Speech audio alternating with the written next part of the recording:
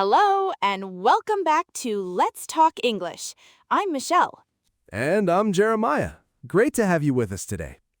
We have a really practical episode for you today. We're calling it 100 English Phrases You'll Hear Every Day. Right, but instead of just giving you a long, boring list, we're going to discuss these phrases in a more practical, conversational way so you can hear how they really sound. Yeah, definitely. Instead, we're going to talk about the types of phrases you'll hear all the time in conversations with native speakers. Exactly. These are the little expressions that make your English sound more natural, more fluent, and help you connect better with people. It's about moving from textbook English to real-world English. That's the goal. So grab a notebook and let's get started. Okay, so where should we start, Michelle? I think the most basic, everyday interactions are greetings and goodbyes. Absolutely. So often, learners are taught to say, "Hello, how are you?" And the response is, "I'm fine, thank you. And you?" Right, which is perfectly correct. But nobody, and I mean nobody, actually talks like that in casual conversation. It's very formal. A much more common greeting is, "How's it going?" or "How are you doing?" Yeah, or even more casual, what's up? And the classic response to what's up is just not much, or hey, what's up? Exactly. It doesn't actually require a detailed answer about your life. It's just a way of saying hello. What about for goodbyes? I hear see you later a lot. Yeah, "See you later" is a classic. Or "Catch you later." I also say "take it easy" a lot. It's a relaxed way of saying goodbye and wishing someone well. Take it easy. I like that one. It feels friendly. Okay, so after greetings, we get into the actual conversation.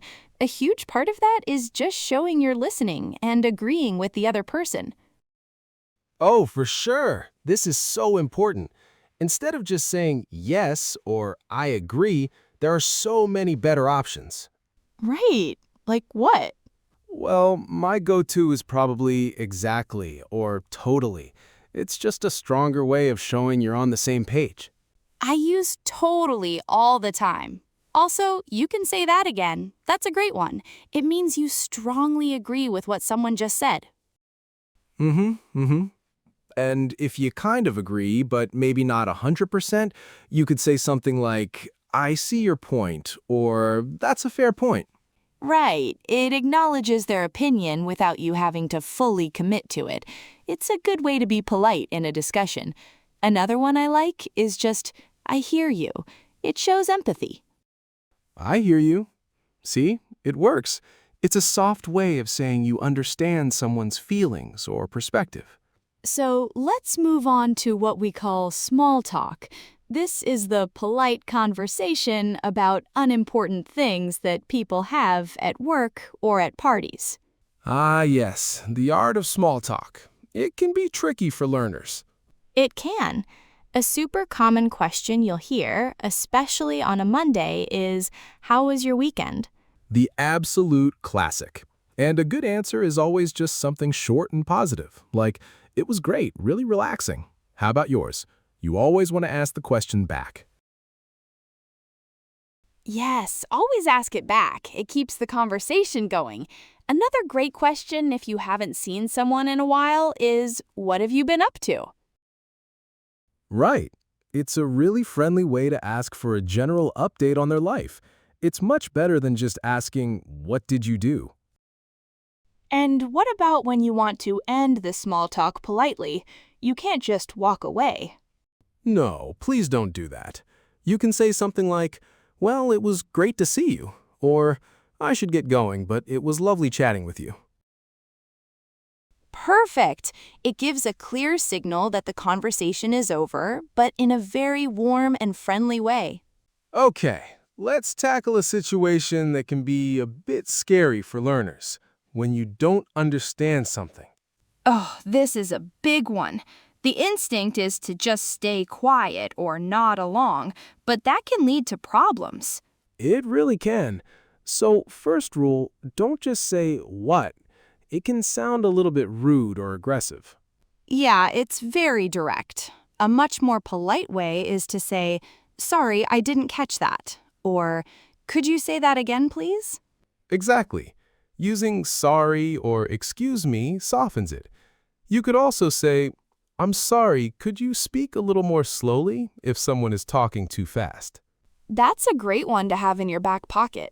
What if you hear the words, but you don't understand the meaning? Good question.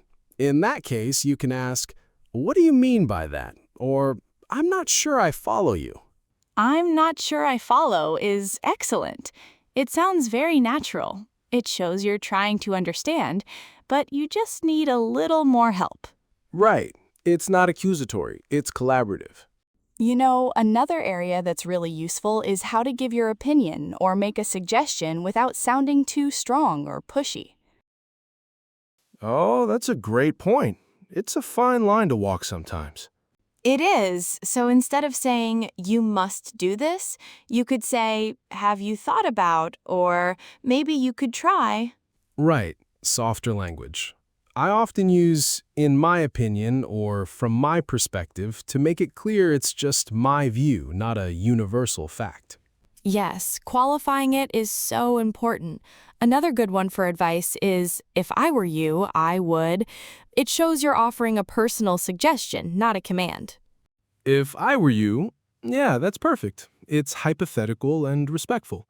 Another common one is I feel like. "I feel like" is a big one. I feel like we should take a break. It's less direct than "we need to take a break." Exactly. It's all about that subtle, polite language that makes conversations flow more smoothly. All right, let's get into some really fun ones. Idioms. These are the phrases that don't make sense if you translate them word for word.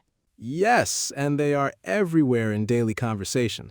Let's do a quick fire round. I'll say an idiom, you explain it. Okay, I'm ready. Let's do it. To be under the weather. That means to feel a little sick or unwell. For example, "I'm not coming to work today. I'm feeling a bit under the weather." Once in a blue moon. That means very rarely. "I only see my cousin from Australia once in a blue moon." Exactly. Okay, how about bite the bullet? Ooh, that's a good one. It means to decide to do something difficult or unpleasant that you've been putting off. Like, "I'm gonna bite the bullet and finally clean out the garage." You should probably do that. I really should. My turn. What about break a leg? Ah, that's a classic from the theater world. It means good luck, usually said to someone before they perform on stage. You'd never say good luck to an actor. It's superstitious, right? Right. And one last one, because it's so useful. It's not rocket science. Meaning it's not complicated. We use this all the time. Don't worry, you'll understand how to use the new software. It's not rocket science. Fantastic. See, learning these phrases isn't rocket science either. Okay, for our last category, let's talk about making plans. This is something you do all the time with friends and colleagues. You need the right phrases for this. A simple way to suggest an activity is using how about or do you want to. Exactly. "How about we grab dinner after work?" Or "Do you want to see a movie this weekend?" And if you want to check if someone is available, you can ask, are you free on Saturday?